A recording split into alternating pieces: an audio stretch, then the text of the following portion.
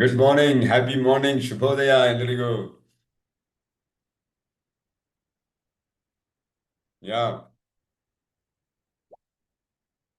Very nice to see you guys joining on time. Congratulations. ಸಮಯ ಪರಿಪಾಲಕರು ನೀವೆಲ್ಲ. ಹಾಗಾಗಿ ಯಶಸ್ಸು ನಿಮ್ಮ ಕಡೆ ಬಂದೇ ಬರುತ್ತೆ, ಇದರಲ್ಲಿ ಯಾವುದೇ ಸಂಶಯ ಇಲ್ಲ. Well done guys, good job, keep it up.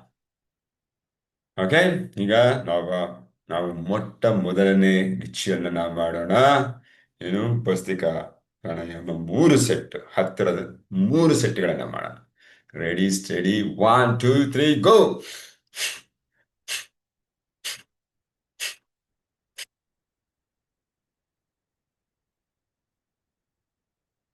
ಒಂದ್ ಸೆಟ್, ಎರಡನೇದು.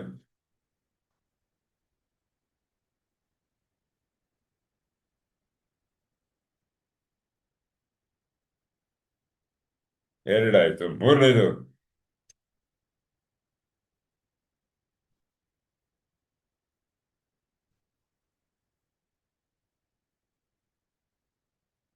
Congratulation, well done, well done, good job, keep it up, keep it up. ನೀವು ಈಗ ನಿಮ್ಮ ಟೆಸ್ಟೋಸ್ಟೆರೋನ್ ಹಾರ್ಮೋನ್ ಲೆವೆಲ್ಗಳನ್ನ ರೈಸ್ ಮಾಡ್ಕೊಂಡಿದ್ದೀರಾ, ಮೀನಿಂಗ್ ನಿಮ್ಮ ಫೋಕಸ್ಸು, ನಿಮ್ಮ ಎನರ್ಜಿ ಎಲ್ಲ ನೆಕ್ಸ್ಟ್ ಲೆವೆಲ್ ಅಲ್ಲಿ ಇದೆ ಇವಾಗ. ಓಕೆ, ಮತ್ತೆ ನಿಮ್ಮ ಒತ್ತಡ ಆಟೋಮೆಟಿಕ್ ಆಗಿ ಕಡಿಮೆ ಆಗಿದೆ. So congratulations. ಈಗ ಎರಡನೇ ರಿಚುವಲ್ಸ್. ನಾವು ಅಪರಿಮಿತರು. ನಮ್ಮಲ್ಲಿರುವ ಅಪರಿಮಿತವಾದಂತಹ ಸಾಮರ್ಥ್ಯನ ಹೆಕ್ಕಿ ತೆಗೆದು ನಮ್ಮ ಜೀವನದ ನಮಗೆ ಬೇಕಾಗಿರುವ ರಂಗಗಳಲ್ಲಿ ಯಶಸ್ಸನ್ನು ಸಾಧಿಸಕ್ಕೆ ಹೋಗ್ತಾ ಇದ್ದೀವಿ. ಹಾಗಾಗಿ ಆ ಒಂದು ಸಾಮರ್ಥ್ಯನ ಹೆಕ್ಕಿ ತೆಗೆಯುವಂತಹ ಒಂದು ಸಕಾರಾತ್ಮಕ ದೃಢೀಕರಣ ನಾವು ಮಾಡೋಣ. ಏನು, 3 ಚಪ್ಪಾಳೆ, ಒಂದು ಘೋಷಣೆ. ರೆಡಿ ಸ್ಟಡಿ, 1 2 3 ಗೋ. 1 2 3. ನಾನು ಅಪರಿಮಿತ. 2 3. ನಾನು ಅಪರಿಮಿತ. 1 2 3.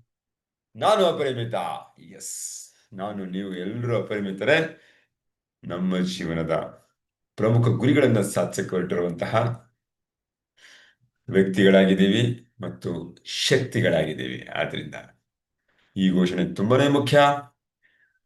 ಈಗ ನೆಕ್ಸ್ಟ್ ಏನು, ಇವತ್ತು 44ನೇ ದಿನ ಅಲ್ವಾ?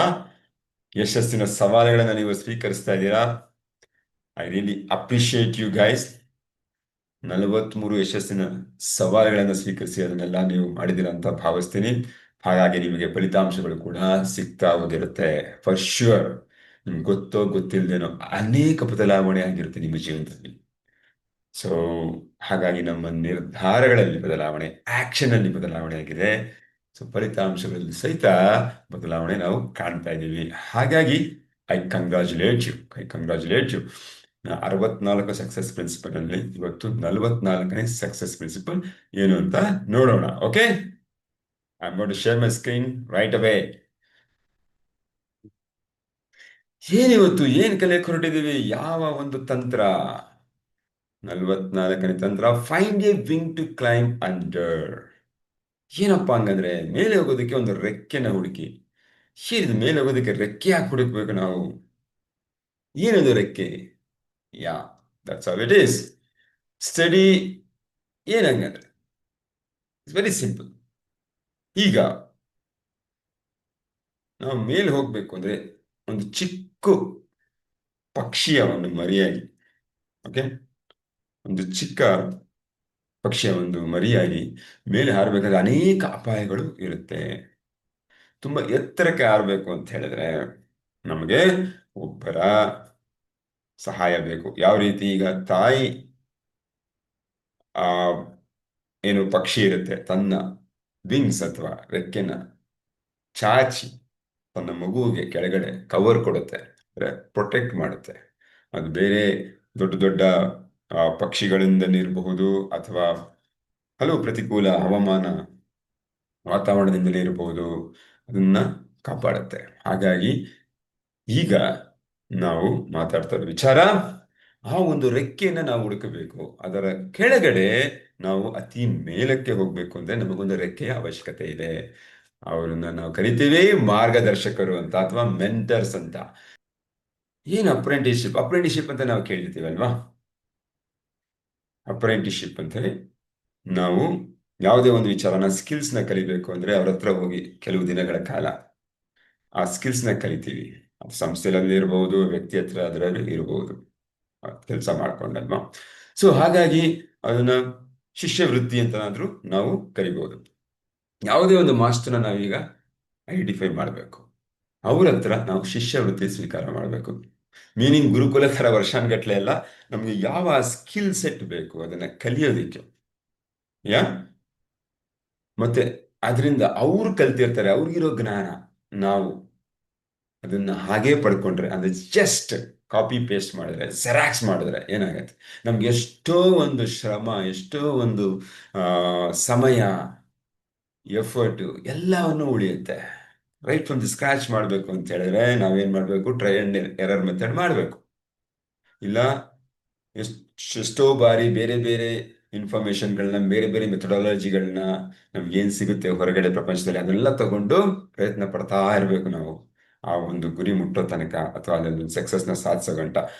ಆದ್ರೆ ಒಬ್ಬ ಮಾಸ್ಟರ್ ಇದ್ರೆ, ಒಬ್ಬ ಮೆಂಟರ್ ಇದ್ರೆ, ಅವ್ರ ಹತ್ರ ಅಪ್ರೆಂಟಿಸ್ಶಿಪ್ ಮಾಡಿದ್ರೆ ಅವರು ನಮಗೆ ಮಾರ್ಗದರ್ಶನ ನೀಡ್ತಾರೆ ಮತ್ತು ಅವರ ಟೆಕ್ನಿಕ್ಕು, ಅವರ ಸ್ಕಿಲ್ ಸೆಟ್ಸ್ ಎಲ್ಲವನ್ನ ನಮಗೆ ಹೇಳ್ಕೊಡ್ತಾರೆ. ಆಗ ನಾವು ಅತ್ಯಂತ ವೇಗವಾಗಿ ನಾವು ಎಲ್ಲಿಗೆ ಹೋಗ್ಬೇಕು ಆ ಡೆಸ್ಟಿನೇಷನ್ಗೆ ಹೋಗಿ ರೀಚ್ ಆಗ್ಬಹುದು ಅಂತ ಇದರ ಒಂದು ಸಂಕ್ಷಿಪ್ತ ಭಾವ. So what you should take advice from others. We do one thing. What we do, ನಾವು ಏನಾದ್ರೂ ಸ್ಟಕ್ ಆದ್ರೆ, ಅದು ವ್ಯಾಪಾರದಲ್ಲಾಗಿರ್ಬಹುದು, ಇರಬಹುದು, ಅಥವಾ ಏನೋ ಕೆಲಸದಲ್ಲಿ, ಪ್ರೊಫೆಷನ್ ಅಥವಾ ಕೆರಿಯರ್ ನಲ್ಲಿ ಆಗಿರಬಹುದು, ಯಾವುದಾದ್ರೂ ಒಂದು ವಿಚಾರದಲ್ಲಿ ನಾವು ಸ್ಟಕ್ ಆದಾಗ usually what we do, we seek advice from others ಅಲ್ವಾ. ಅದು ಫ್ರೆಂಡ್ಸ್ ಇರ್ಬೋದು, ಯಾ ಪಕ್ಕದ ಮನೇಲಿ ಇರ್ಬೋದು, ಸ್ಪೌಸ್ ಹೆಂಡತಿ ಗಂಡನೇ ಇರ್ಬೋದು, ತಂದೆ ತಾಯಿ ಇರ್ಬೋದು, ಕೋ ವರ್ಕರ್ಸ್ ಇರ್ಬೋದು, ಕಲೀಗ್ಸ್ ಇರ್ಬೋದು, ಮ್ಯಾನೇಜರ್ಸ್ ಇರ್ಬೋದು, ಅಥವಾ ಬಿಸ್ನೆಸ್ ಪಾರ್ಟ್ನರ್ಸ್ ಇರ್ಬೋದು. ಯಾರ ಹತ್ರ ಆದ್ರೂ ಹೋಗಿ ನಾವು, ಕಡಪ್ಪ ಇದಕ್ಕೆ ಅಡ್ವೈಸು, ನನಗೆ ಈಗ ಒಂದು ಸಮಸ್ಯೆಗೆ ಪರಿಹಾರ ಬೇಕು, ಇಲ್ಲಿ ಬಂದು ನಾನು ಸಿಕ್ಕಾಕೊಂಡ್ಬಿಟ್ಟಿದ್ದೀನಿ, ಇಲ್ಲಿಂದ ಹೇಗೆ ಮುಂದಕ್ಕೆ ಹೋಗ್ಬೇಕು ಅಂತ ಕೇಳ್ತೀವಿ ಅಲ್ವಾ. ಸರ್ ನಾವು ಕೇಳ್ತೀವಿ. ಈಗ ಸಂಬಂಧದ ವಿಚಾರಕ್ಕೆ ಬಂದ್ರೆ, ಮನೇಲಿ ಜಗಳ ಆಗ್ತಾ ಇರುತ್ತೆ, ಮಿಸ್ಅಂಡರ್ಸ್ಟ್ಯಾಂಡಿಂಗ್ ಇರುತ್ತೆ, ನಾವು ಯಾರೋ ಒಬ್ಬ ಎಕ್ಸ್ಪರ್ಟ್, ಯಾರು ಡೈವರ್ಸ್ ಗಂಟ ಹೋಗಿ ಆ ನಂತರ ಅವರು ಆ ಡೈವರ್ಸ್ ಅಪ್ಲಿಕೇಶನ್ ಕ್ಯಾನ್ಸಲ್ ಮಾಡಿ ನಂತರ ಸೌಹಾರ್ದಯುತವಾದ ಜೀವನವನ್ನ ಮಾಡ್ತಾ ಇರ್ತಾರೆ, ಅವ್ರ ಹತ್ರ ನಾವು ಹೆಲ್ಪ್ ತಗೋತೀವಿ. ಹೇಗ್ ಮಾಡ್ಲಿಕ್ಕೆ ಸಾಧ್ಯ ಆಯ್ತು ನಿಮ್ಗೆ? ಇಷ್ಟು ವರ್ಷ ಕಚ್ಚಾಟ ಕಿತ್ತಾಟ, ಇನ್ನೇನು ನೀವು ಬೇರೆ ಬೇರೆ ಆಗ್ಬೇಕಾಗಿತ್ತು, ಆದ್ರೆ ಏನೋ ಮ್ಯಾಜಿಕ್ ಆಗಿರೋ ತರ ಈಗ ಒಟ್ಟಿಗೆ ಇದ್ದೀರಾ, ಯಾವುದೇ ಜಗಳ ಇಲ್ಲದೆ ಏನು ಅಂತಾಗ ಅವರು ಸಕ್ಸಸ್ ಆಗಿದ್ದಾರೆ ಆ ಒಂದು ವಿಭಾಗದಲ್ಲಿ. ಅವರ ಹತ್ರ ನಾವು ಅಡ್ವೈಸ್ನ, ಮೆಂಟರ್ಶಿಪ್ನ ಮಾಡಬೇಕಾಗತ್ತೆ ಅಂತ ಹೇಳ್ತಾರೆ. ಬಟ್ ನಾವೇನ್ ಮಾಡ್ತೀವಿ, ನಾವೊಂದು ತಪ್ಪು ಮಾಡ್ತೀವಿ. ಏನ್ ಮಾಡ್ತೀವಿ, ನಾವು ಅರ್ಹತೆ ಇಲ್ದಿರೋ ವ್ಯಕ್ತಿಗಳನ್ನು ಕೆಲವೊಮ್ಮೆ ಕೇಳಕ್ ಶುರು ಮಾಡ್ತೀವಿ. ಯಾಕಂದ್ರೆ ನಮ್ಗೆ ತುಂಬಾ ಒಂಥರ ಆತಂಕದಲ್ಲಿ ಇರ್ತೀವಿ, ಏನಾದ್ರೂ ಒಂದು ಸೊಲ್ಯೂಷನ್ ಬೇಕೇ ಬೇಕು ಅಂತ ಅನ್ಸುತ್ತೆ, ಈ ಸಮಸ್ಯೆಯಿಂದ ಆಚೆ ಬರಲೇಬೇಕು ಅನ್ಸುತ್ತೆ. ಸಿಕ್ದವ್ರನ್ನೆಲ್ಲ ಕೇಳ್ತಾ ಇರೋದು, ಇದಕ್ಕೇನ್ ಪರಿಹಾರ ಅಂತ ಹೇಳಿ. ಅವಾಗ ಏನಾಗುವುದು ಸಾಧ್ಯತೆ, ಅವರಿಗೆ ಗೊತ್ತಿರೋ ಜ್ಞಾನದಲ್ಲಿ ಏನಿದೆ ಅದನ್ನ ನಮಗ್ ಕೊಡ್ತಾರೆ ಅಷ್ಟೇ. ಅವರು ಸಕ್ಸಸ್ ಆಗಿರಬಹುದು ಆ ಒಂದು ವಿಚಾರದಲ್ಲಿ, ಒಳ್ಳೆ ಸಕ್ಸಸ್ಫುಲ್ ಆಂಟರ್ಪ್ರಿನರ್ ಆಗಿರಬಹುದು, ಆಗಿಲ್ಲದೆ ಇರೋರು, ಫೇಲ್ಯೂರ್ ಆಗಿರೋರು ನಾವು ಕೇಳಿದಾಗ ನಮಗೆ ಏನಾಗುತ್ತೆ, ಅವರು ಅವರು ಏನ್ ಮೆಥಡಾಲಜಿ ಫಾಲೋ ಮಾಡಿದ್ರು, ಆ ತಂತ್ರಗಳು, ಆ ಸ್ಟ್ರಾಟಜಿ ಏನಿದೆ ಅದನ್ನ ನಮ್ಗೆ ಹೇಳ್ಕೊಡ್ತಾರೆ. ಅದರಿಂದ ಸಕ್ಸಸ್ ಆಗೋ ಪಾಸಿಬಿಲಿಟಿ ಕಡಿಮೆ ಇರುತ್ತೆ. ಸಾರ್ನು ಆಲ್ರೆಡಿ ಆತ ಮನೆಯಲ್ಲಿ ಜಗಳ ಆಗ್ತಾ ಇರತ್ತೆ, ಮನೇಲಿ ಜಗಳ ಆಗ್ತಾ ಇದೆ, ಗಂಡ ಅಥವಾ ಹೆಂಡತಿ ಏನೋ ಸಮಸ್ಯೆ ಆಗ್ತಾ ಇದೆ, ದಿನ ಕಿರಿಕಿರಿ ಅಂತ ನಾವು ನಮ್ಮ ಸ್ನೇಹಿತೆ ಅಂತ ಹೇಳ್ಬಿಟ್ಟು ಯಾರ ಹತ್ರನೋ, ಸ್ನೇಹಿತ ಅಂತ ಹೇಳ್ಬಿಟ್ಟು ಯಾರ ಹತ್ರನೋ ಕೇಳಿದ್ರೆ, ಅವ್ರ ಮೇಲೆ ಆಲ್ರೆಡಿ ಜಗಳ ಆಗಿ ಅವ್ರು ಡೈವರ್ಸ್ ಗಂಟೆ ಹೋಗಿರುತ್ತೆ, ಅವ್ರೇನ್ ಹೇಳ್ಕೊಡ್ತಾರೆ? ಅಥವಾ ಡೈವರ್ಸ್ ಆಗಿರೋ ವ್ಯಕ್ತಿ ಇರ್ತಾರೆ, ಅವ್ರೇನ್ ಹೇಳ್ಕೊಡ್ತಾರೆ ಅಲ್ವಾ. ಸೊ ಹಾಗಾಗಿ identifying mentor is very very right mentor, ಸರಿಯಾದ ಮಾರ್ಗದರ್ಶಕರನ್ನ ಕಂಡುಹಿಡಿಯೋದು ತುಂಬಾನೇ ಮುಖ್ಯ. So find A mentor. ಇದನ್ನ ನಾವು 9ನೇ ಸಕ್ಸಸ್ ಚಾಲೆಂಜ್ ಅಲ್ಲಿ ನಾವು ನೋಡಿದ್ವಿ. Success leaves clue. ನಾವು ಒಂದು ಯಶಸ್ಸಿನ ಹಿಂದೆ ಹೋಗುವಾಗ ಅದಕ್ಕೆ ಬೇಕಾಗಿರುವಂತಹ ಇನ್ಫಾರ್ಮೇಶನ್ಗಳನ್ನ ನಾವು ಕಲಿಬೇಕಾಗತ್ತೆ ಅಲ್ವಾ. ಅದು ಯಾರಿಂದ ಕಲಿತೀವಿ? ಐದರ್ ಫ್ರಮ್ ಟ್ರೈನಿಂಗು, ಯಾ ಅಥವಾ ಬೇರೆ ವ್ಯಕ್ತಿ ಆಲ್ರೆಡಿ ಸಕ್ಸಸ್ ಆಗಿರೋ ವ್ಯಕ್ತಿಗಳ ಹತ್ರ ನಾವು ಹೋಗಿ ಮಾತಾಡಿಸ್ತೀವಿ, ಅವ್ರ ಸಹಾಯ ಪಡ್ಕೋತೀವಿ ಅಂತ ನಾವು ಅಲ್ಲಿ ನಾವು ಕಲ್ತ್ಕೊಂಡಿದ್ವಿ. ಅದೇ ರೀತಿ ಆ ಒಬ್ಬ ಮೆಂಟರ್ನ ನಾವು ಕಂಡಿಡಿದು ಅಥವಾ ಮಾರ್ಗದರ್ಶಕರನ್ನ ಕಂಡಿಡಿದು ಅವ್ರ ಹತ್ರ ಕೇಳಬೇಕು. ಕೇಳಿ ಅವರ ಏನು ಎಕ್ಸ್ಪರ್ಟೈಸ್ ಇದೆ ಅಲ್ವಾ, ನಿಪುಣತೆ ಇದೆ, ಕುಶಲತೆ ಇದೆ, ಸ್ಕಿಲ್ ಸೆಟ್ಸ್ ಇದೆ, ತಂತ್ರಗಳಿದ್ದಾವೆ, ಸ್ಟ್ರಾಟಜೀಸ್ ಇದಾವೆ, ಅದನ್ನ ನಾವು ಅಪ್ಲೈ ಮಾಡಬೇಕು. ಇದೆಲ್ಲ ರಂಗಗಳಿಗೆ ಅನ್ವಯಿಸುತ್ತೆ ಸ್ನೇಹಿತರೆ. ಸಂಬಂಧ, ಹಣಕಾಸು, ವೃತ್ತಿ, ವ್ಯಾಪಾರ, ಆರೋಗ್ಯ, ಎಲ್ಲದಕ್ಕೂ ಅನ್ವಯಿಸುತ್ತೆ.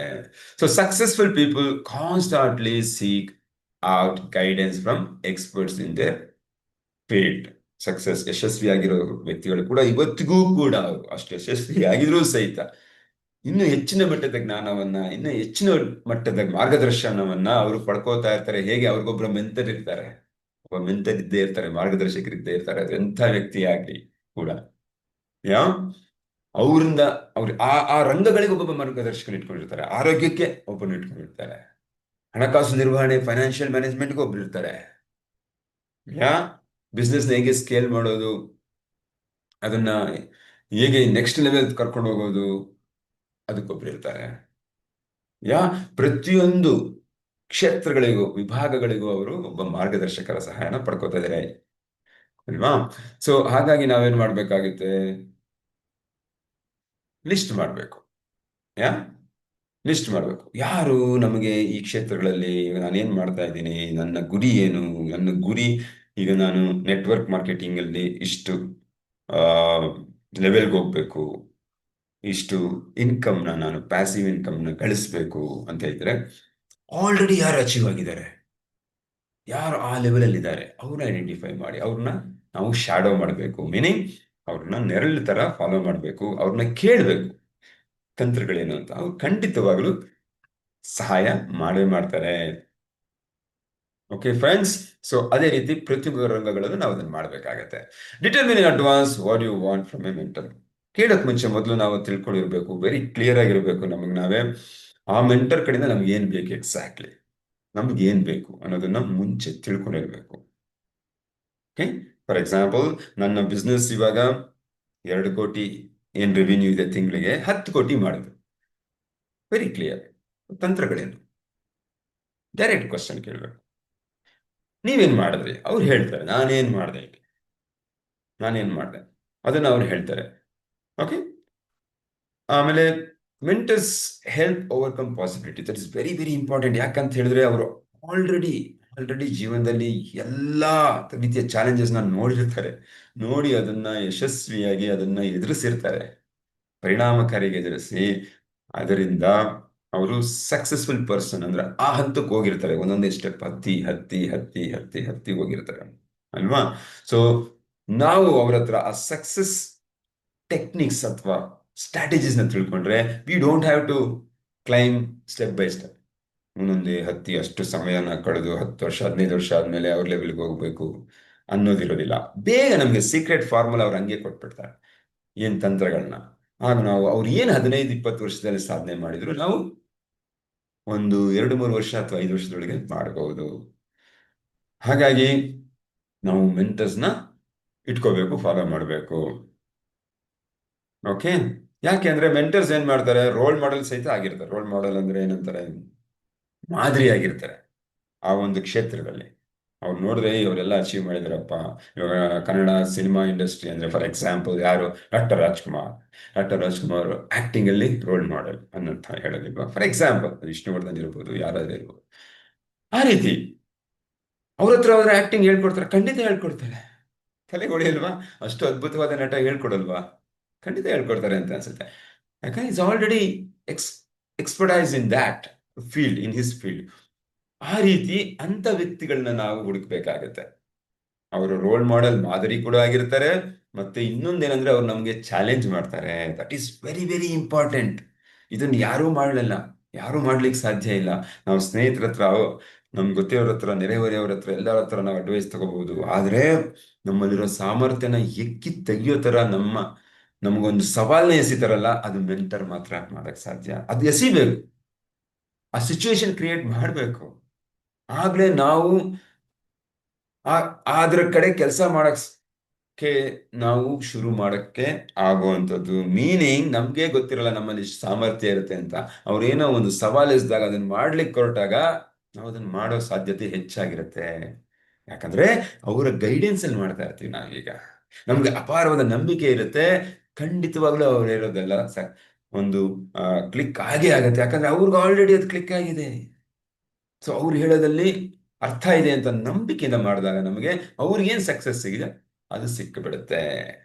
ಬಟ್ ಮೆಂಟರ್ ಇಲ್ಲ ಅಂದ್ರೆ ಬೇರೆಯವ್ರ ಹತ್ರ ನಾವು ಗೈಡೆನ್ಸು, ಐಡಿಯಾಸು, ಅಡ್ವೈಸ್ ಕೇಳಿದ್ರೆ ಆ ಒಂದು ಲಾಭ ನಮಗೆ ಸಿಗೋದಿಲ್ಲ. ಹಾಗಾಗಿ ಮೆಂಟರ್ಶಿಪ್ನ ಒಂದು ಲಾಭ ಏನಪ್ಪಾ ಅಂದ್ರೆ, ದೊಡ್ಡ ಲಾಭ ಅಂತ ಹೇಳಿದ್ರೆ ನಾವೇನು ಅವರ ತಂತ್ರಗಳನ್ನ ನಂಬುತ್ತೀವಿ.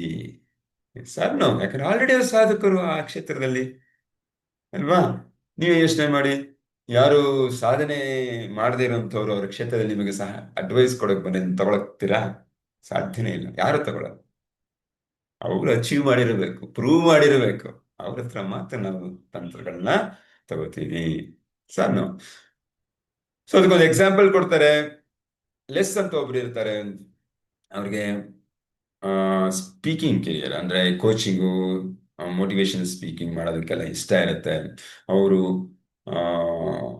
ಒಂದು ಕ್ಯಾಸೆಟ್ನ ಅವಾಗ ಕ್ಯಾಸೆಟ್ ಮಾಡ್ತಾ ಇದ್ರು. ಈಗ ನಾವೇನು ಆಡಿಯೋ ಟೇಪ್ ಏನ್ ಅಂತ ಹೇಳ್ತೀವಿ, ಆಡಿಯೋ ಕ್ಲಿಪ್ನ ರೆಕಾರ್ಡ್ ಮಾಡ್ತೀವಿ. ಅವರು ಕ್ಯಾಸೆಟ್ನ ಮಾಡಿ ದೊಡ್ಡ ಆಗಿನ ಕಾಲದಲ್ಲಿ ಡಾಕ್ಟರ್ ನಾರ್ಮನ್ ವಿನ್ಸೆಂಟ್ ಮಿಲಿ, ದ ವರ್ಲ್ಡ್ಸ್ ರಿನ್ಯೂಡ್ ಸ್ಪೀಕರ್, ಅವ್ರಿಗೆ ಕಳಿಸ್ಕೊಡ್ತಾರೆ.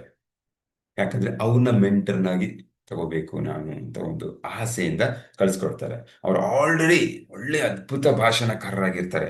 ಅಂಥವ್ರ ಹತ್ರ ನಾನು ಕಳಿಸಿದ್ರೆ ನನಗೆ ಕೆಲವು ಸಲಹೆಗಳು ಸಿಗುತ್ತೆ ಅನ್ನೋ ಉದ್ದೇಶದಿಂದ ಕಳಿಸ್ಕೊಡ್ತಾರೆ. ಅದರಿಂದ ಏನಾಗುತ್ತೆ, ಅವರು ಅದನ್ನ ನೋಡ್ತಾರೆ, ನೋಡಿ ಇವ್ರಿಗೆ ಗೈಡ್ ಮಾಡ್ತಾರೆ, ಮಾರ್ಗದರ್ಶನ ಮಾಡ್ತಾರೆ. ಮತ್ತೆ ಏನ್ ಕೇಳ್ತಾರೆ ಅಂತ ಹೇಳಿದ್ರೆ, ಅವರು ನಿನಗೆ ಅಪಾರವಾದ ಒಂದು ಟ್ಯಾಲೆಂಟ್ ಇದೆ, ಸ್ಕಿಲ್ಸ್ ಇದೆ, ಬಟ್ ಇನ್ನ ಯಾಕೆ ನೀನ್ ಇಲ್ಲೇ ಇದೆಯಾ, ನೀನ್ ಏನೋ ಮಾಡ್ಬೋದು ಅಂತ ಹುರಿದುಂಬಿಸ್ತಾರೆ, ಮೋಟಿವೇಶನ್ ಕೊಡ್ತಾರೆ. ಮತ್ತು ಅವ್ರಿಗೆ ಗೊತ್ತಿಲ್ಲದಿರುವಂತಹ ಒಂದು ಅದ್ಭುತವಾದ ಒಂದು ಸಾಮರ್ಥ್ಯನ ಹೆಕ್ಕಿ ತೆಗಿತಾರೆ. ಅದರ ಪ್ರಕಾರ ಇವರು ಕೆಲಸ ಮಾಡ್ತಾರೆ. ಅದರ ಪರಿಣಾಮ ಏನು, ಈಗ ಏನು ಅವರು ಒಂದು ಟಾಕ್ಗೆ ಚಾರ್ಜ್ ಮಾಡ್ತಾ ಇದ್ರು $700, ಅದು $5,000 ಆಗತ್ತೆ 1 ಅವರ್ಗೆ. ಯಾ ಒನ್ ಅವರ್ಗೆ $5,000 ಆಗುತ್ತೆ. ಯಾಕಂದ್ರೆ ಅವ್ರ ತಂತ್ರಗಳನ್ನ ಹೇಳ್ಕೊಡ್ತಾರೆ. ಅವ್ರು ಏನ್ ಮಾಡ್ತಾ ಇದ್ರು ಅದನ್ನ ನಮ್ಗೆ ಹೇಳ್ಕೊಡ್ತಾರೆ, ಇವ್ರು ಅದನ್ನ ಫಾಲೋ ಮಾಡ್ತಾರೆ. ಹಾಗಾಗಿ ಅವ್ರಿಗೆ ಸಿಕ್ಕಿರೋ ಫಲಿತಾಂಶ ಇವ್ರಿಗೂ ಸಿಗ್ತಾ ಆಗತ್ತೆ ಅಷ್ಟೇ. ಸೊ ಯಾಕೆಂದ್ರೆ mentors especially they talk from heart, brain ಇಂದ ಅಲ್ಲ. ಬ್ರೈನ್ ಯಾವಾಗ ಕೆಲಸ ಮಾಡುತ್ತೆ, ನಾವು ಲಾಜಿಕಲ್ ಮೈಂಡ್ ಅಂತ ಹೇಳ್ತೀವಿ, ರೀಸನಿಂಗ್ ಮೈಂಡ್ ಅಂತ ಹೇಳ್ತೀವಿ. ಅದು ಇದು ಸಾಧ್ಯನಾ, ಓಕೆ ಹೀಗ್ ಮಾಡಿದ್ರೆ ಇದಾಗತ್ತಾ ಆಗಲ್ವಾ ಅಂತ ಅನಾಲಿಸಿಸ್ ಮಾಡುತ್ತೆ. ಸರ್ ನಾವು ರೀಸನಿಂಗ್ ಕೊಡುತ್ತೆ. ಅವಾಗ ಏನು ಹೇಳ್ಬೋದು, ನಿನ್ನ ಸಾಮರ್ಥ್ಯ ಇಷ್ಟಿದೆ, ನೀನ್ ಈ ಲೆವೆಲಲ್ಲಿ ಮಾಡ್ತಾ ಇದೀಯಾ, ನೆಕ್ಸ್ಟ್ ಈ ಲೆವೆಲ್ ಮಾಡ್ಲಿಕ್ಕೆ ಆಗುತ್ತಾ ನಿನಗೆ ಅಂತ ಕ್ವಶನ್ ಬರುತ್ತೆ.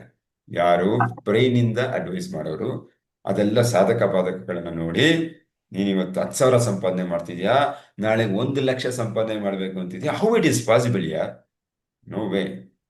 ಮೋಸ್ಟ್ಲಿ 15,000ಕ್ಕೆ ನೀವು ಪ್ಲಾನ್ ಮಾಡ್ಬೋದು, ಅಥವಾ 20,000 ಮಾಡ್ಬೋದು ಹಬ್ಬಬ್ಬ ಅಂದ್ರೆ 100% ಹೆಚ್ಚು. 1 lakh how it is possible, 100% ಹೇಗೆ ಹೆಚ್ಚಾಗತ್ತೆ ಅಂತ. ಅದು ಲಾಜಿಕಲ್ ಮೈಂಡ್ ಅಲ್ವಾ. ಸಾಮಾನ್ಯ, ಸರ್ವೇ ಸಾಮಾನ್ಯ ಎಲ್ಲರೂ ಅದನ್ನ ಹೇಳೋದು, ಸ್ನೇಹಿತರು, ಮನೆಯವರು, ಹೊರಗಡೆಯವರು, ಅವ್ರ ಹತ್ರ ಮೆಂಟರ್ಶಿಪ್ ತಗೊಂಡ್ರೆ ಇದೊಂದು ಮೈನಸ್ ಪಾಯಿಂಟ್ ಇರುತ್ತೆ ಅಥವಾ ಡಿಮೆರಿಟ್ ಇರುತ್ತೆ. ಆದ್ರೆ ಮೆಂಟರ್, ದ ಕ್ವಾಲಿಫೈಡ್ ಮೆಂಟರ್ ಆ ರೀತಿ ಹೇಳೋದಿಲ್ಲ. 1 ಲಕ್ಷ ಗೋಲ್ನ ಸೆಟ್ ಮಾಡಿಸ್ತಾರೆ. ಆ 1 ಲಕ್ಷನ ಅಚೀವ್ ಮಾಡ್ಸಕ್ಕೆ ಬೇಕಾಗಿರುವಂತಹ ಸಾಮರ್ಥ್ಯವನ್ನು ಇವರು ತುಂಬೋದಕ್ಕೆ ಮಾರ್ಗದರ್ಶನ ಮಾಡ್ತಾರೆ. ಅದು ಟೆಕ್ನಿಕ್ ಇರಬಹುದು, ಟೂಲ್ಸ್ ಇರಬಹುದು, ಅಥವಾ ಮೋಟಿವೇಶನ್ ಇರಬಹುದು ಅಲ್ವಾ. ಸೊ ಹಾಗಾಗಿ ನಾವು ಮೆಂಟರ್ಸ್ ಹತ್ರ ಕೆಲಸ ಮಾಡ, ಅವರ ಮಾರ್ಗದರ್ಶನ ತಗೊಳ್ಳೋದು ತುಂಬಾನೇ ಮುಖ್ಯ ಆಗುತ್ತೆ. Because they use heart.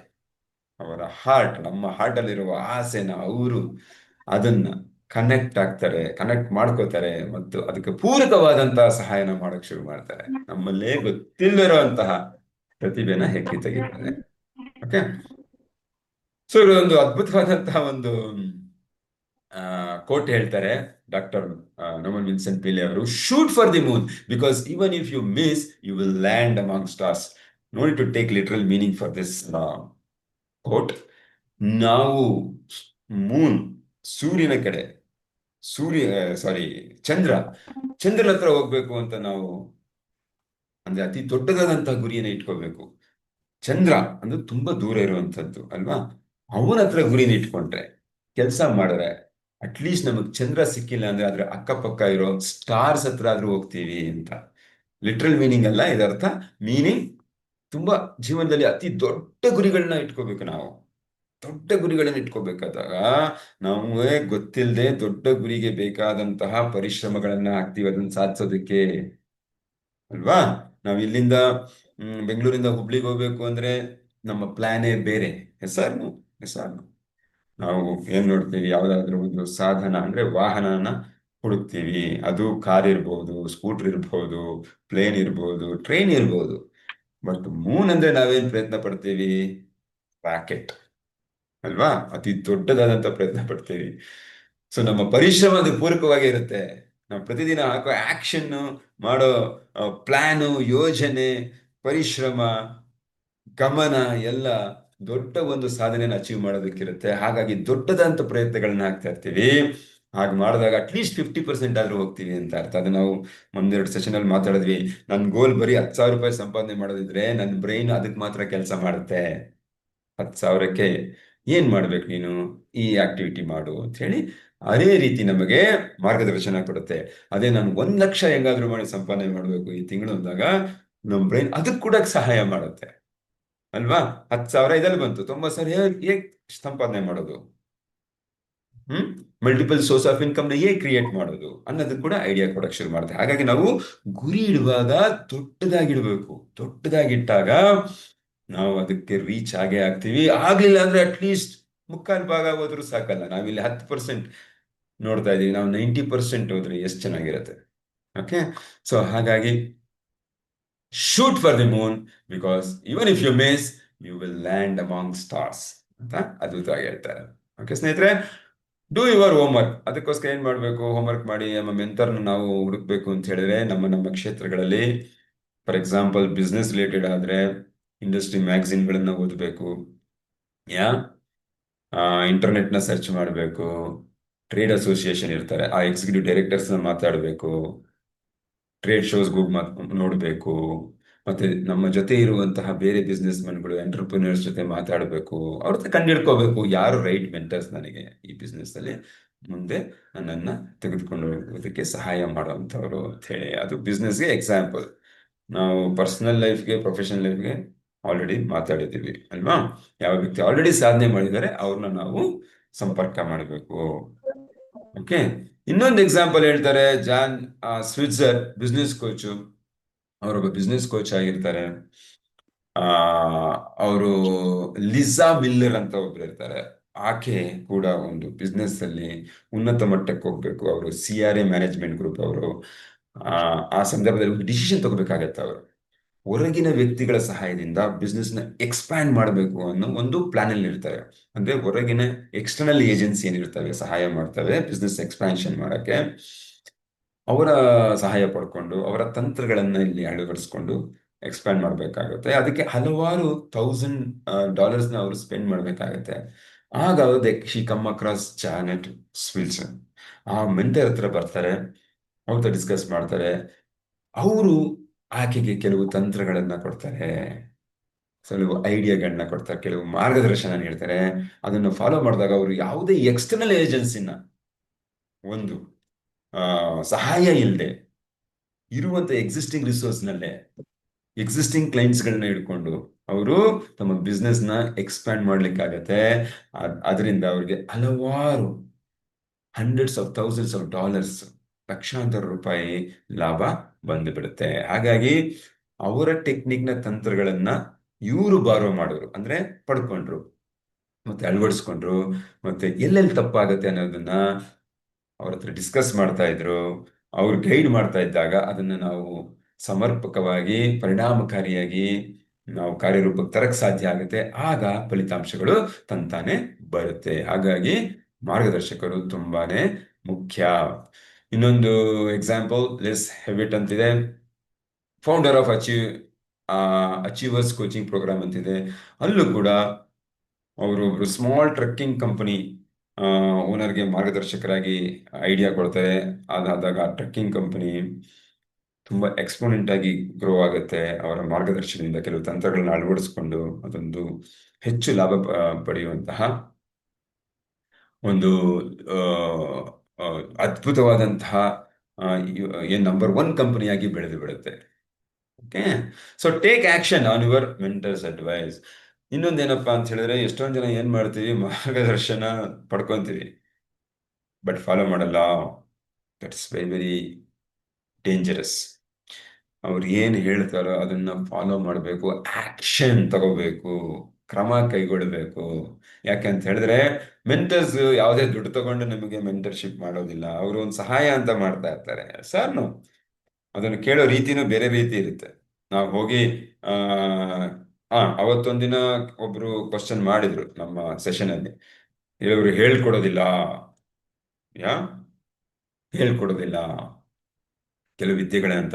So that is why it is very very important to identify the right mentor. ಒಬ್ಬ ಸರಿಯಾದ ಮಾರ್ಗದರ್ಶಕನ ನಾವು ಹುಡುಕಬೇಕಾಗತ್ತೆ. ಅವರಿಗೆ ಅದು ಅರ್ಹತೆ ಇರುತ್ತೆ. ಒಬ್ಬ ವ್ಯಕ್ತಿ ಹೇಳ್ಕೊಟ್ಟಿಲ್ಲ ಅಂದ್ರೆ ಇಟ್ ಡಸಂಟ್ ಮೀನ್ ದಟ್ ಅವರೇ ರೈಟ್ ಮಾರ್ಗದರ್ಶಕರು ಅಂತಲ್ಲ. ಇನ್ನೊಬ್ಬರನ್ನ ನಾವು ಹುಡುಕ್ಬೇಕು. You have to ask ask ask, ಕೇಳಬೇಕು. ಅವರು ಖಂಡಿತವಾಗ್ಲೂ ನಮ್ಗೆ ಹೇಳ್ಕೊಟ್ಟೆ ಕೊಡ್ತಾರೆ. ಬಟ್ ಕೇಳೋ ವಿಧಾನ ಇರುತ್ತೆ. ಹೇಗೆ ಅಂದ್ರೆ ಆ ಒಂದು ಮೆಸೇಜ್ ಹಾಕ್ಬೋದು, ಈ ತರ ನನಗೆ ಗೊತ್ತು ನೀವು ತುಂಬಾ ಬ್ಯುಸಿ ಇದ್ದೀರಾ, ನೀವು ಈ ಒಂದು ಕ್ಷೇತ್ರದಲ್ಲಿ ತುಂಬಾ ಮುಂದೆ ಹೋಗಿದ್ದೀರಾ, ತುಂಬಾ ಸಾಧನೆಯನ್ನ ಮಾಡಿದ್ದೀರಾ, ಹೆಂಗಿದ್ದವರು ಹೆಂಗಾಗಿದ್ದಾರೆ, ಇಷ್ಟು ಕೆಲವು ಕಡಿಮೆ ಸಮಯದಲ್ಲಿ ಅಥವಾ ಇಷ್ಟು ದೀರ್ಘಾವಧಿನಲ್ಲಿ 10 ಜನರಿಗೆ ಸಹಾಯ ಮಾಡಿದ್ದೀರಾ, ಬಿಸ್ನೆಸ್ನ ಅಥವಾ ಯಾವುದೇ ಒಂದು ಕ್ಷೇತ್ರದಲ್ಲಿ ನೀವು ತುಂಬಾ ಬೇಗನೆ ಫಲಿತಾಂಶಗಳನ್ನ ತಂದುಕೊಟ್ಟಿದ್ದೀರಾ, ಲಾಭ ಮಾಡಿದ್ದೀರಾ. ಹಾಗಾಗಿ ನನಗೆ ನಿಮ್ಮ ಕಡೆಯಿಂದ ಕೆಲವು ಅಡ್ವೈಸ್ ಅಥವಾ ಏನು ಇನ್ಫಾರ್ಮೇಶನ್ ಬೇಕಾಗಿದೆ. ನಾನು ನಿಮ್ಮನ್ನ ಮೆಂಟರ್ ಆಗಿ ಸ್ವೀಕರಿಸ್ಬೇಕು ಅಂತಿದ್ದೀನಿ, ಇಷ್ಟಪಡ್ತೀನಿ. ಹಾಗಾಗಿ ನನಗೆ ದಯವಿಟ್ಟು ನಿಮ್ಮ ಮಾರ್ಗದರ್ಶನ ನೀಡಿ. ನಾನೇನು ನಿಮಗೆ ತೊಂದರೆ ಕೊಡಲ್ಲ, ಒಂದು ಫೋನ್ ಕಾಲ್ ಮಾಡ್ತೀನಿ, ಒಂದು 5-10 ನಿಮಿಷ ಮಾತಾಡ್ತೀನಿ ತಿಂಗಳಿಗೆ ಅಷ್ಟೇ, ಅಥವಾ 15 ದಿನಕ್ಕೊಮ್ಮೆ. ಡಿಸ್ಟರ್ಬ್ ಮಾಡಲ್ಲ, ನಿಮ್ಮ ಸಮಯ ನಾನು ತೆಗೆದುಕೊಳ್ಳೋದಿಲ್ಲ, ನಿಮಗೆ ತೊಂದರೆ ಕೊಡೋದಿಲ್ಲ. ಬಟ್ ನೀವು ಮಾರ್ಗದರ್ಶನ ಮಾಡಿದ್ರೆ ನನಗೆ ತುಂಬಾ ಸಹಾಯ ಆಗುತ್ತೆ. ಆದ್ರಿಂದ ಒಂದು 10 ನಿಮಿಷಗಳ ಕಾಲ ನಾನು ನಿಮ್ಗೆ ಕಾಲ್ ಮಾಡ್ತೀನಿ. ಜಸ್ಟ್ ನಾನು ಏನ್ ಮಾಡ್ತಾ ಇದ್ದೀನಿ ಅಂತ ಹೇಳ್ತೀನಿ, ನೀವು ಜಸ್ಟ್ ಅದನ್ನ ಚೆಕ್ ಮಾಡಿಬಿಟ್ಟು ನಾನು ಸರಿಯಾಗಿ ಮಾಡ್ತಾ ಇದ್ದೀನಿ ಇಲ್ವೋ ಅಂತ ಹೇಳಿ ಹೇಳಿದ್ರೆ ಸಾಕು. ಅಂತ ಹೇಳಿ ನಾವು ಒಂದು ಮೆಸೇಜ್ನ ಹಾಕ್ಬೇಕಾಗತ್ತೆ ಅಥವಾ ಮಾತಾಡ್ಬೇಕಾಗತ್ತೆ. ಆಗ ಖಂಡಿತವಾಗಲೂ ಎಂಥವರಾಗ್ಲಿ ಒಪ್ಕೋತಾರೆ. ಯಾಕಂದ್ರೆ ಕೆಲವರಿಗೆ ಮೆಂಟರ್ಶಿಪ್ ಮಾಡೋದು ಕೂಡ ಒಂದು ಹೆಮ್ಮೆಯ ವಿಚಾರ. ಅವರಿಗೆ ಒಂದು ಆಸೆ ಇರುತ್ತೆ, ಪ್ಯಾಷನ್ ಇರುತ್ತೆ ಬೇರೆಯವ್ರಿಗೆ ಹೇಳ್ಕೊಡ್ಬೇಕು ಅಂತ ಹೇಳಿ. ಅವರು ಖಂಡಿತವಾಗ್ಲೂ ಮುಂದೆ ಬರ್ತಾರೆ ಮತ್ತು ನಮಗೆ ಸಹಾಯ ಮಾಡ್ತಾರೆ. ಓಕೆ ಫ್ರೆಂಡ್ಸ್, ಮತ್ತೆ ಅವರ ಸಮಯನ ಏನು ನಮ್ಮ ಜೊತೆ ಕಳೆದಿದ್ದಾರೆ ಅದು ಅಮೂಲ್ಯವಾದಂತಹ ಸಮಯ ಇರುತ್ತೆ. ಹಾಗಾಗಿ ಅವರು ಯಾವುದೇ ತಂತ್ರಗಳನ್ನ ಹೇಳ್ಕೊಟ್ರು ನಾವು ಅಳವಡಿಸ್ಕೋಬೇಕು ಅಲ್ವಾ.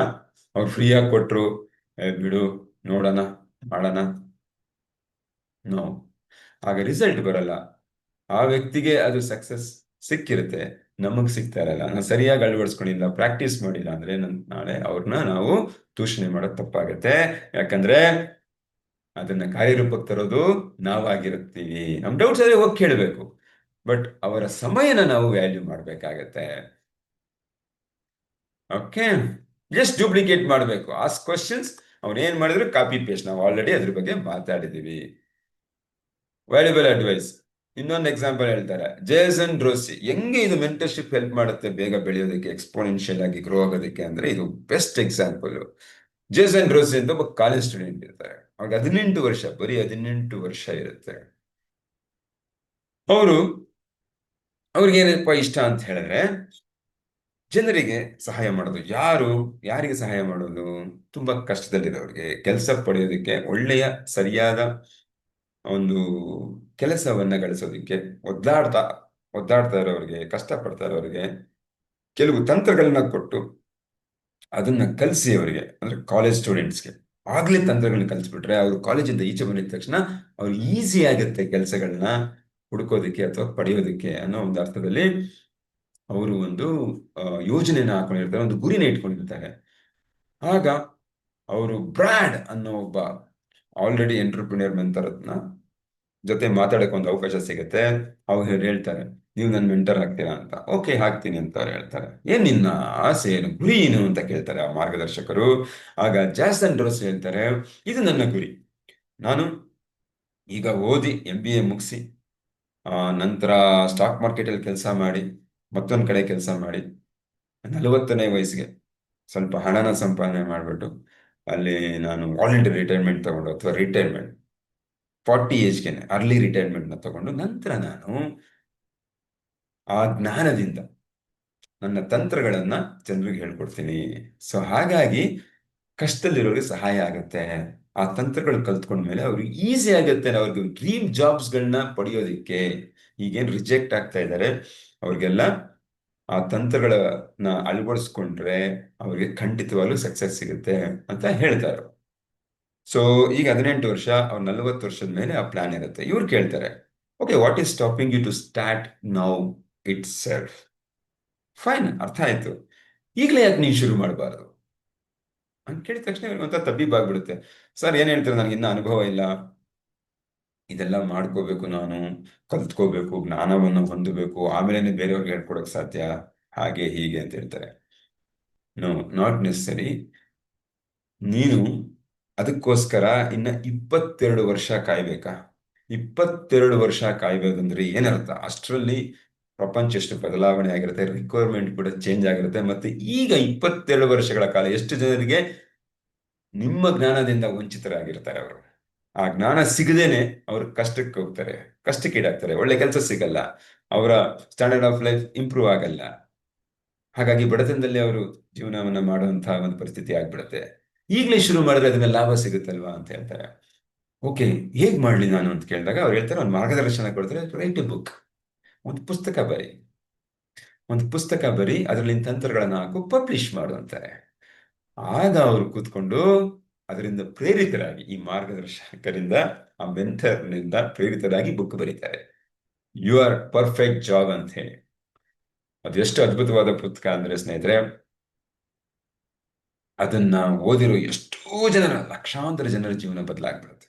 ಜೊತೆಗೆ ಇವರು ಕಾಲೇಜ್ಗಳಿಗೆ ಹೋಗ್ತಾರೆ, ಅಲ್ಲಿ ಸ್ಪೀಚ್ ಮಾಡ್ತಾರೆ, ಪುಸ್ತಕದ ಬಗ್ಗೆ ಹೇಳ್ತಾರೆ, ತಂತ್ರಗಳನ್ನ ಹೇಳ್ಕೊಡ್ತಾರೆ. 25 ವಯಸ್ಸಷ್ಟೊತ್ತಿಗೆ ಅವರು 50,000 ಸ್ಟೂಡೆಂಟ್ಸ್ಗಳನ್ನ ಜೀವನನ ಬದಲಾಯಿಸ್ಬಿಡ್ತಾರೆ. 25 ಕೇವಲ 7 ವರ್ಷದಲ್ಲಿ. ಓಕೆ, 26ನೇ ವರ್ಷಕ್ಕೆ 1500 ಕೋರ್ಸ್ಗಳನ್ನ ಅವರು ಕಂಡಕ್ಟ್ ಮಾಡ್ತಾರೆ. ಅದಕ್ಕಾಗಿ ಅವ್ರಿಗೊಂದೇ ಲಾಭ ಸಿಗೋದಿಲ್ಲ, ಅವ್ರಿಗೆ ಹೆಸರು ಸಿಗುತ್ತೆ, ಪ್ರಶಸ್ತಿಗಳು ಸಿಗುತ್ತೆ, ಹಣ ಸಿಗುತ್ತೆ, ದಟ್ ಈಸ್ ಫೈನ್. ಬಟ್ ಅದರಿಂದ ಎಷ್ಟೋ ಸಾವಿರಾರು ಮಂದಿಗೆ ಸಹಾಯ ಆಯ್ತಲ್ಲ, ದಟ್ ಈಸ್ ಇಂಪಾರ್ಟೆಂಟ್. ಸೊ ಹಾಗಾಗಿ ನಾವು ಒಂದು ಜ್ಞಾನನ ಕಲಿಬೇಕು ಅಂತಿದ್ರೆ ಡಿಲೇ ಮಾಡಬಾರ್ದು. ಯಾಕಂದ್ರೆ ನಾವು ಆ ಒಂದು ಬಿಸ್ನೆಸ್ನ ಎಕ್ಸ್ಪ್ಯಾಂಡ್ ಮಾಡೋದ್ರಿಂದ ಎಷ್ಟೋ ಜನಕ್ಕೆ ಕೆಲಸ ಕೊಡ್ತೀವಿ. ಈಗಲೇ 10 ವರ್ಷದ ಮೇಲೆ ಕೊಡ್ಬೇಕು ಅಂತ ಪ್ಲಾನ್ ಇರುತ್ತೆ, ಬಟ್ ಈಗಲೇ ಕೊಡಕ್ ಸಾಧ್ಯ ಆಗುತ್ತೆ ಸರ್. ಕಚೇರಿನಲ್ಲಿ ಸಹಿತ ಕಂಪನಿ ಏನೋ ಒಂದು ಪ್ರಾಜೆಕ್ಟ್ ಮಾಡಬೇಕು ಅಂತ ಹೇಳಿದ್ರೆ 3 ತಿಂಗಳಾದ್ಮೇಲೆ ಇರುತ್ತೆ, ಬಟ್ ಈಗಲೇ ಮಾಡಿದ್ರೆ ಕಂಪನಿಗೆ ತುಂಬಾ ಲಾಭ ಆಗುತ್ತೆ. ಬೇಗ ಅವರು ಕಿಕ್ ಸ್ಟಾರ್ಟ್ ಮಾಡ್ಬೋದು ಆ ಪ್ರಾಜೆಕ್ಟ್ನ, ಅದರಿಂದ ಲಾಭಗಳು ಬೇಗ ಬರೋಕ್ ಶುರು ಆಗ್ಬೋದು. ಸೊ ಅದನ್ನೆಲ್ಲ ಯಾರು ಮಾಡಿಸ್ತಾರೆ? ನಮ್ಗೆ ಸೆಲ್ಫ್ ಡೌಟ್ ಇರುತ್ತೆ, ಸ್ವಾನುಮಾನ ಇರುತ್ತೆ, ಆತ್ಮಶಂಕೆ ಇರುತ್ತೆ, ನಮ್ ಕೆಲ ಆಗತ್ತಾ ಆಗಲ್ವಾ ಅಂತ. ಖಂಡಿತವಾಗಿರುತ್ತೆ, ಯಾಕಂದ್ರೆ ನಾವು ಬೆಳೆದಿರೋದೇ ಆ ತರ. ನಮ್ಮ ಬಾಲ್ಯದಿಂದ ನಮ್ಗಾಗಿ ಅನುಭವಗಳ ಆಧಾರದ ಮೇಲೆ ನಮ್ಗೆ ಅಭ್ಯಾಸ ರೂಪುಗೊಂಡಿರೋದೇ ಸುಪ್ತ ಮನಸ್ಸು ಆ ರೀತಿ. ಆದ್ರೆ ಅದನ್ನ ನಿವಾರಣೆ ಮಾಡೋದು ಯಾರು? ಒಬ್ಬ ಮೆಂಟರ್, ಒಬ್ಬ ಕೋಚ್, ಒಬ್ಬ ಮಾರ್ಗದರ್ಶಕ, ಒಬ್ಬ ಟೀಚರ್, ಒಬ್ಬ ಟ್ರೈನರ್. ಹೆಸರು. ಹಾಗಾಗಿ please take help of mentors, be prepared to return the favour. ನೀವು ಮೆಂಟರ್ ಫ್ರೀಯಾಗಿ ಮಾಡ್ತಾರೆ ಅಂತ ಹೇಳ್ಬಿಟ್ಟು ಸಹಾಯ ಪಡ್ಕೋಬಹುದು, ಬಟ್ ಅವ್ರಿಗೂ ನೀವು ಏನಾದ್ರು ಸಹಾಯ ಮಾಡ್ಬೋದು. ಯಾವ ರೀತಿ ಸಹಾಯ ಮಾಡ್ಬೋದು? ಈಗ ಅವರು ಬಿಸ್ನೆಸ್ ರಿಲೇಟೆಡ್ ಮೆಂಟರ್ ಆದ್ರೆ, ಯಾವುದೋ ಒಂದು ಇಂಡಸ್ಟ್ರಿದು ಒಂದು ಇನ್ಫಾರ್ಮೇಶನ್ ಇದೆ, ಸರ್ ನನಗೆ ಇದು ಹೊಸ ಲೇಟೆಸ್ಟ್ ಮಾಹಿತಿ ಬಂತು ನೋಡಿ ಸರ್ ನಿಮ್ಗೆ ಗಮನಕ್ಕೆ ಅಂತ ಕಳಿಸ್ಬೋದು. ಯಾವುದೋ ಒಂದು ಹೊಸ ವಿಚಾರಗಳನ್ನ ಹಂಚ್ಕೋಬಹುದು ಅವ್ರ ಹತ್ರ, ಇಂಡಸ್ಟ್ರಿ ಇನ್ಫಾರ್ಮೇಶನ್. ಮತ್ತೆ ಅವ್ರಿಗೆ ಬೇರೆ ಯಾರಾದ್ರೂ ಬಿಸ್ನೆಸ್ ಸಿಗೋ ತರ ಏನಾದ್ರು ನಿಮ್ ಕೈಲಿ ಆದ್ರೆ ಮಾಡಲೇಬೇಕು ಅಂತಿಲ್ಲ. ಯಾವುದೋ ರೀತಿ ಅವರಿಗೆ ಫೇವರ್ನ ಸಹಾಯನ ಮಾಡಬೇಕಾಗುತ್ತೆ. ನೀವು ಫೇವರ್ನ ತಗೊಂಡು ಆದ ನಂತರ ಅದನ್ನ we call it as energy exchange.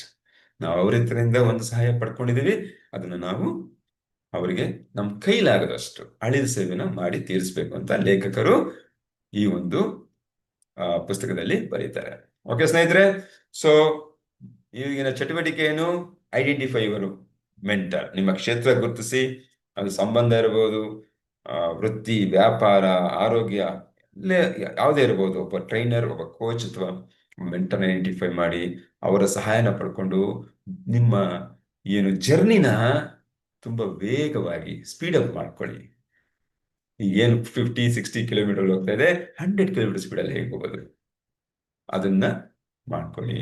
ಯಾಕಂದ್ರೆ ಜಸ್ಟ್ ಕಾಪಿ ಪೇಸ್ಟ್ ಅವರ ತಂತ್ರಗಳನ್ನ ನಾವು ಬಳಸ್ತೀವಿ, ನಮ್ಗೆ ರಿಸಲ್ಟ್ ಸಿಗ್ತಾ ಹೋಗುತ್ತೆ. Sir no okay, thank you. ನಾವ್ ವಾಟ್ ಈಸ್ ನಾವ್? ಸೊ ಆ ಚಟುವಟಿಕೆ ಮಾಡಿ ಮತ್ತೆ ಫೇಸ್ಬುಕ್ ಅಲ್ಲಿ ಅಪ್ಡೇಟ್ ಮಾಡಿ. ಖಂಡಿತವಾಗಲೂ ತುಂಬಾ ಜನ ನೋಡ್ತಾ ಇದ್ದೀವಿ ಫೇಸ್ಬುಕ್ ಅಲ್ಲಿ. ನಾನು ಇದನ್ನ ಮಾಡ್ತಾ ಇದ್ದೀನಿ ಅಂತ ಸಹಿತ ಹಾಕ್ಬೇಕಾಗತ್ತೆ. ಅದು ಕಮಿಟ್ಮೆಂಟ್. ಆ ಕಮಿಟ್ ಆಗ್ಬೇಕು ನಮಗೆ ನಾವೇ. ಬರೀ ಜ್ಞಾನ ತಿಳ್ಕೊಂಡ್ರೆ ಸಾಲಲ್ಲ, ಅಳವಡಿಕೆ ಮುಖ್ಯ. ಅಳವಡಿಸ್ಕೊಂಡ್ರೇನೆ ನಮಗೆ ಫಲಿತಾಂಶ ಸಿಗುವಂಥದ್ದು. ನಾಳೆ ಮಾಡೋಣ, ಇವತ್ತು ಟೈಮ್ ಇಲ್ಲ ಅಂದ್ರೆ ಸ್ಟಿಲ್ ಮಾಡ್ಬೋದು. ಅದೇ ಡಿಫ್ರೆನ್ಸ್ ಒಬ್ಬ ಸಕ್ಸಸ್ಫುಲ್ ಪರ್ಸನ್ಗೂ ಒಬ್ಬ ಸಾಮಾನ್ಯ ವ್ಯಕ್ತಿಗೂ ಇರೋ ಡಿಫ್ರೆನ್ಸ್. ಅದು ಒಂದು ಸಣ್ಣ ಡಿಫ್ರೆನ್ಸ್. ಏನಪ್ಪಾ ಅಂದ್ರೆ ಅವನು ಆಕ್ಷನ್ ಟೇಕರ್ ಆಗ್ತಾನೆ. ಯಾರು? ಯಶಸ್ವಿ ವ್ಯಕ್ತಿ ಇಮ್ಮಿಡಿಯೇಟ್ ಆಗಿ ಅದನ್ನ ಇಂಪ್ಲಿಮೆಂಟ್ ಮಾಡಕ್ ಪ್ರಯತ್ನ ಪಡ್ತಾನೆ. ಸಾಮಾನ್ಯ ವ್ಯಕ್ತಿ ಏನ್ ಮಾಡ್ತಾನೆ? ಪ್ರೊಕ್ರಾಸ್ಟಿನೇಟ್ ಮಾಡ್ತಾನೆ, ನಾಳೆ ಮಾಡೋಣ ಅಂತ. ಅಷ್ಟೊಂದು ನಾಳೆ ಬೇರೆ ಏನೋ ಇರುತ್ತೆ, ಅವಾಗ ಸ್ಟ್ರೆಸ್ಗೊಳಗಾಗ್ತಾನೆ. ನಿನ್ನೆದು ಮಾಡೋದ ಇವತ್ತು ಮಾಡೋದ ಅಂತ ಹೇಳಿ ಅಲ್ವಾ? ಸೊ 5 ನಿಮಿಷಗಳನ್ನ ಹಾಕಿ ಏನ್ ಮಾಡ್ಬೇಕು ಅಂತ ಒಂದು ಯೋಜನೆ ರೂಪಿಸ್ಕೊಂಡ್ರೆ ಅಲ್ಲಿಗೆ ನಾವು ಯಶಸ್ಸಿನಿಗೆ ಹತ್ರ ಆಗ್ತಾ ಹೋಗ್ತಾ ಇರ್ತೀವಿ. ಸ್ನೇಹಿತರೆ, ಅದರಿಂದ ಚಟುವಟಿಕೆನ ಖಂಡಿತ ಮಾಡಿ. ಐ ವಾಂಟ್ ಟು ನೋ ನೀವು ಮಾಡ್ತಾ ಇದ್ರೆ ಇಲ್ವೋ ಅಂತ ತಿಳ್ಕೊಬೇಕು ಅಂದ್ರೆ ಫೇಸ್ಬುಕ್ ಅಲ್ಲಿ ಹಾಕಿದ್ರೆ ನನಗೆ ಗೊತ್ತಾಗುತ್ತೆ ಈ ದಿನ ಈ ತಂತ್ರಗಳನ್ನ ರೂಪಿಸಿದೀನಿ ಅಥವಾ ಮೆಂಟರ್ನ ಕಂಡಿಡಿದೀನಿ ಅಂತ. ನಾವು ಪ್ರತಿದಿನ ಅದನ್ನ ಹಾಕ್ತಾ ಇದೀವಿ ಫೇಸ್ಬುಕ್ ಅಲ್ಲಿ. ನೀವು take 1-2 minutes and go update. ಅಂದ್ರೆ ಕನ್ನಡದಲ್ಲಿ ಟೈಪ್ ಮಾಡಕ್ ಕಷ್ಟ ಇರ್ಬೋದು ಮೊಬೈಲಲ್ಲಿ, ಅಥವಾ ಅಲ್ಲಿ ನಾವು ಅಲ್ಲೇ ಕೊಟ್ಟಿರ್ತೀವಿ ನಾನು ಈ ರೀತಿ ಮಾಡಿದೆ ಅಂತ. ಅದನ್ನು ಕಟ್ ಅಂಡ್ ಪೇಸ್ಟ್ ಮಾಡಿ ಹಾಕ್ಬಹುದು.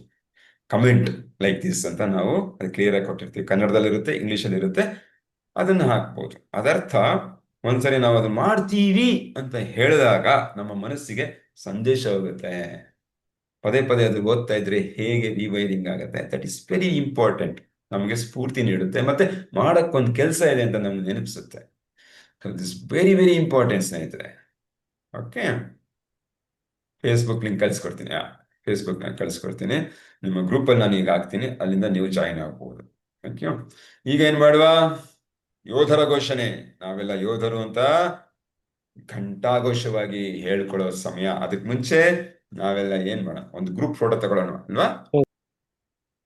Ready study 1 2 3 go.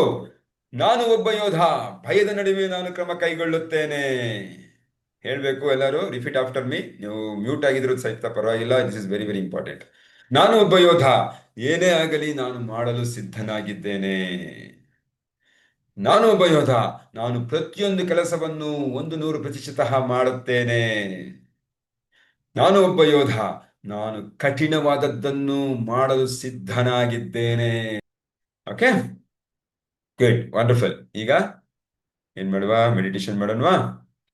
Yeah, I'm going to stop sharing the screen. ಆರಾಮದಾಯಕ ಸ್ಥಿತಿಯಲ್ಲಿ ಕೂತ್ಕೊಳ್ಳಿ.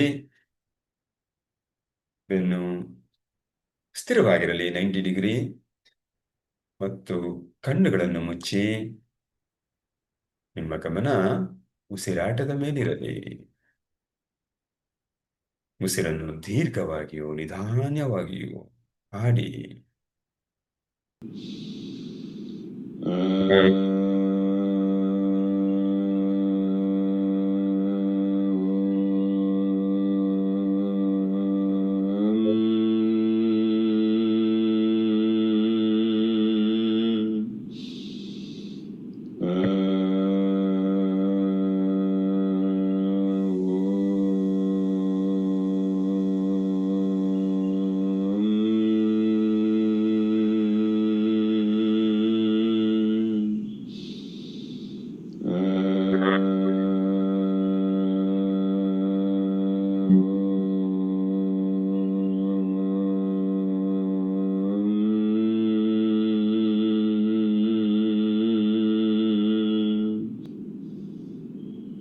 ಈಗ ಧ್ಯಾನದಿಂದ ಹೊರಗಡೆ ಬರುವ ಸಮಯ.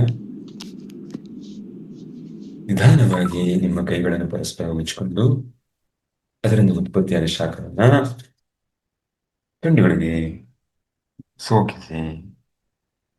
ಕಣ್ಣುಗಳನ್ನು ನಿಧಾನವಾಗಿ ತೆಗೆಯುತ್ತಾ ಹಸ್ತವನ್ನು ನೋಡಿ. ನಂತರ ನಮಸ್ಕಾರ ಸ್ಥಿತಿಯಲ್ಲಿ ಧ್ಯಾನದಿಂದ ಹೊರಗಡೆ ಬನ್ನಿ.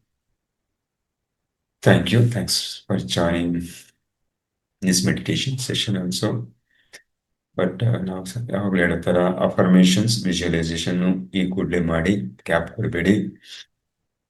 ಈಗ ಆಲ್ಫಾ ಸ್ಟೇಟಲ್ ಜೊತೆ ನಿಮ್ಮ ಬ್ರೈನ್ ವೇವ್ಸು, ಹಾಗಾಗಿ ತುಂಬ ಪರಿಣಾಮಕಾರಿಯಾಗಿರುತ್ತೆ. ನಿಮ್ಮ ಗುರಿಗಳನ್ನು ನೀವು ಸಾಧಿಸೋಕ್ಕೆ ನಿಮ್ಮ ಸುಪ್ತ ಮನಸ್ಸು ರೀವೈರಿಂಗ್ ಆಗೋದಕ್ಕೆ ಇದು ತುಂಬಾ ಮುಖ್ಯ. Please continue. ಓಕೆ, ಶುಭವಾಗಲಿ, ಒಳ್ಳೆಯದಾಗಲಿ ನಿಮಗೆಲ್ಲ. ಧನ್ಯವಾದಗಳು.